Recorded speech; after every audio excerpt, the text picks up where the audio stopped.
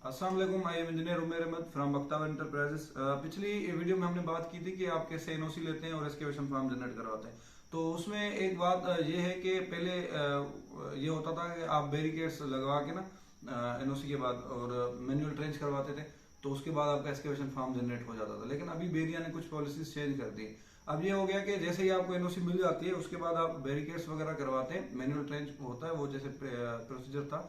उसके बाद आपको टोपोग्राफी अब उन्होंने लाजमी कर दी, आपके प्लॉट की टोपोग्राफी आपको करना लाजमी है। उसमें ये होता है कि आप अपना जो आपकी प्लॉट है, आपका प्लॉट है, उसके जो फ्रंट से स्ट्रीट है, रोड है, वो जा रहा है, तो उससे आप अपने प्लॉट की लेवल लेते हैं कि आपका प्लॉट जो है रोड से ऊपर है, डाउन है, कितना ऊपर है, कितना डाउन है। हर कोने पे चार कोनों पे और एक सेंटर पे आप अपना लेवल लेते हैं। और वो क्या करते हैं, आप अपना जो स्ट्रक्चर इंजीनियर है आपका, जिससे आपने स्ट्रक्चर ड्राइंग्स बनवाई है, उसको फॉरवर्ड करते हैं अपना कि ये पॉइंट्स हैं हमारे प्लॉट्स के, ये लेवल्स हैं, ये हमने टोपोग्राफी करवाई है। तो उसके हिसाब से वो आपको एस्केवेशन प्लान जनरेट करके देता है कि आप यहाँ से इतना डाउन जाएं, इतनी एस्केवेशन करवाएं, यहाँ से इतनी, ताकि वो जो आपकी एस्केवेशन है वो एक स्मूथ रहे, उसका जो लेवल है वो बराबर रहे। तो वो आप बैरिया को ईमेल करते हैं, उसके बाद आपको एस्केवेशन फॉर्म मिल जाता है। जब एस्केवेशन फॉर्म मिल जाता है तो उसके बाद आप एस्केवेशन करवाते हैं सिंपली किसी से भी, जो एस्केवेटर वाला है, ऑपरेटर है, उससे निगोशिएट करके एक सर्टेन अमाउंट में तय करते हैं और उससे आप एस्केवेशन करवा लेते हैं।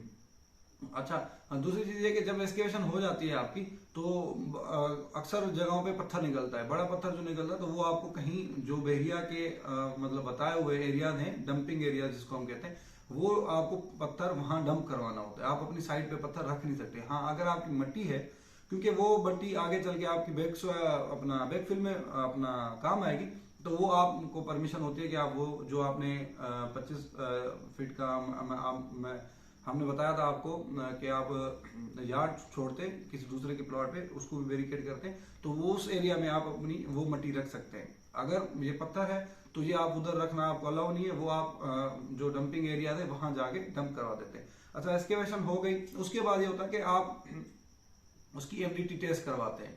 जिससे आपने सॉइल टेस्ट करवाई थी, आप चाहें तो उसी से ही करवा लें या किसी और से, लेकिन जो सॉइल टेस्ट सर्विस देते हैं वही ये सर्विस देते हैं। जब एफडीटी हो जाए उसके बाद आप टर्माइट प्रूफिंग भी करवाते हैं। टर्माइट प्रूफिंग की भी रिपोर्ट आप उसी सेम ईमेल में एफडीटी और टर्माइट प्रूफिंग जो आपकी रिपोर्ट है वो आप देते हैं बैरिया वालों को। टर्माइट प्रूफिंग आप उनसे ही करवा सकते हैं जो सॉइल टेस्टिंग करते हैं इधर, क्योंकि अक्सर वही लोग भी टर्माइट प्रूफिंग की भी सर्विसेज दे रहे होते हैं यहाँ पे।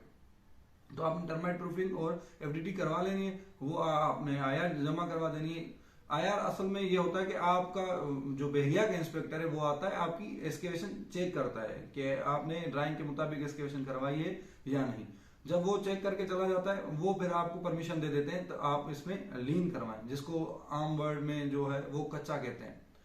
लीन का सैंपल जो कॉन्सेप्ट है ये होता है कि आपकी जो सरफेस है वो स्मूथ हो जाए, उस पर आपका जो लेआउट है वो आपका प्रॉपर रहे। जब आप लेआउट करवा लेते हैं उसके बाद आपकी जो ड्राइंग्स हैं उसके मुताबिक आप उसमें स्टील जो आपको ड्राइंग्स में गिवन है, एज पर ड्राइंग्स, आप उसका वो स्टील फिक्स करवाते हैं, वहां पे उसकी शटरिंग लगवाते हैं। फिर उसकी तस्वीरें आप भेजते हैं अपने जिससे आपने ड्राइंग्स बनवाई हैं स्ट्रक्चर इंजीनियर को। तस्वीरें भेजते हैं कि हमारी जो है स्टील हमने फिक्स करवा ली है, आपका बंदा आए और हमारा ये चेक करके जाए।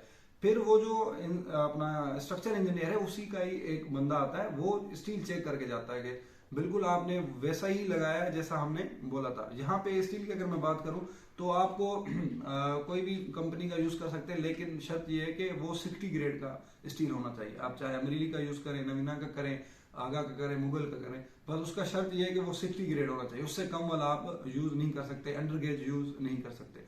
उस पर बेरिया आपको फाइन करता है और हो सकता है आपका घर रोक भी दे कंस्ट्रक्शन का काम। तो जब वो उसको आपका स्ट्रक्चर इंजीनियर आके चेक करता है तो वो आपको एक मेमो साइन करके देता है कि हाँ मैंने स्टील चेक कर लिया है, वो एज पर ड्राइंग से। तो वो मेमो लेके आप और आपकी साइड की तस्वीरें, एनओसी की तस्वीर, वो डॉक्यूमेंट सारे अटैच करके आप बहरिया को आईआर सबमिट करवा देते हैं।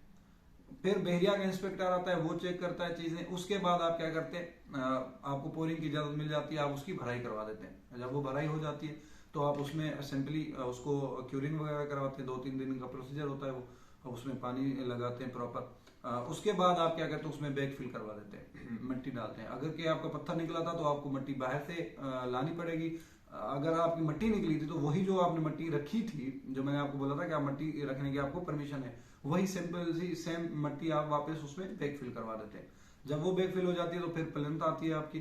फिर प्लिंथ का भी सेम प्रोसीजर होता है, आप प्लिंथ का स्टील बनवाते हैं। फिर आप अपने जो स्ट्रक्चर इंजीनियर उसको बुलवाते हैं, वो आपको मेमो साइन करके देता है स्टील चेक करके, और फिर आप आईआर जमा करवाते हैं। फिर बेरिया का इंस्पेक्टर आता है। जैसे आज आपने ईमेल कर दी, आपको ईमेल वो करनी होती है 4 बजे से पहले पहले। जैसे ही आपने ईमेल कर दी तो अगले दिन की आपको डेट दी जाती है कि आज आपने आईआर जमा करवा दी, अगले दिन उनका इंस्पेक्टर आएगा और चेक करके चला जाएगा। उसके बाद आप पोरिंग करवा सकते हैं। जब बैक फिल हो गई, पोरिंग हो गई अपना प्लिंथ की भी, तो उसके बाद आप दोबारा बैक फिल करवाएं, उसकी उस पर पानी वगैरह डलवाएं ताकि वो प्रॉपर एक कॉम्पेक्शन हो जाए उस सॉइल की, ताकि वो जो आगे आप उसमें टाइल्स लगाएंगे तो वो उसको डैमेज ना हो, वो उसमें सेटलमेंट ना आए। तो उसके बाद आप उस चुनाई का प्रोसीजर करवा सकते हैं। चुनाई करवा दी, कॉलम लगवा दिए छत पे, फिर दोबारा आपकी आईआर होती है, फिर आपका मेमो होता है, फिर से स्टील अपना इंस्पेक्टर आता है, आपका स्ट्रक्चर इंजीनियर का इंस्पेक्टर आता है, बेरिया का इंस्पेक्टर आता है, आप ईमेल जमा करवाते हैं और बाद में आपको छत की बोरिंग की परमिशन मिलती है। तो मतलब बेसिकली आपको 4 आईआर देने होती हैं। एक आपको फुटिंग्स पे, फिर प्लिंथ बीम पे, फिर एक फर्स्ट छत पे और दूसरी छत पे आपको 4 आईआर देते हैं। इन 4 स्टेप्स पे आपका स्ट्रक्चर इंजीनियर भी आएगा चेक करने आपका स्टील, और बेरिया का इंस्पेक्टर भी आपकी इंस्पेक्शन करेगा कि आपने प्रॉपर काम किया है कि या नहीं किया। अगर आपका कोई भी काम प्रॉपर नहीं होगा तो वो आपको उधर ही रोक देगा और वो आपको बता देगा कि ये चीज आपकी प्रॉपर नहीं है, पहले इसको आप रेक्टिफाई करवाएं, ये जो आपके मिस्टेक्स हैं, उसके बाद आप दोबारा आईआर जमा करवाएं, उसके बाद हम दोबारा आएंगे।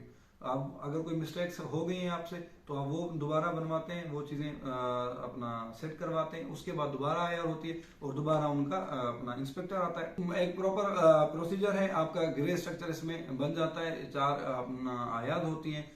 इंशाल्लाह आगे की जो फिनिशिंग की हम एक और वीडियो बनाएंगे, आप फिनिशिंग का काम कैसे करवाते हैं, उसमें क्या क्या वायलाज हैं। आने वाली वीडियोस के लिए आप हमारा चैनल सब्सक्राइब कर सकते हैं। अगर कोई भी आपको कंफ्यूजन है, कोई क्वेश्चन है, तो वो आप हमारे गिवन नंबर्स पे हमसे रब्ता करके पूछ सकते हैं। और अगर आप का प्लॉट है बेरिया में, आप उस पर कंस्ट्रक्शन करवाना चाहते हैं तो आप हमसे रब्ता कर सकते हैं। हम कंस्ट्रक्शन की सर्विसेज भी प्रोवाइड करते हैं। अल्लाह हाफिज, थैंक यू।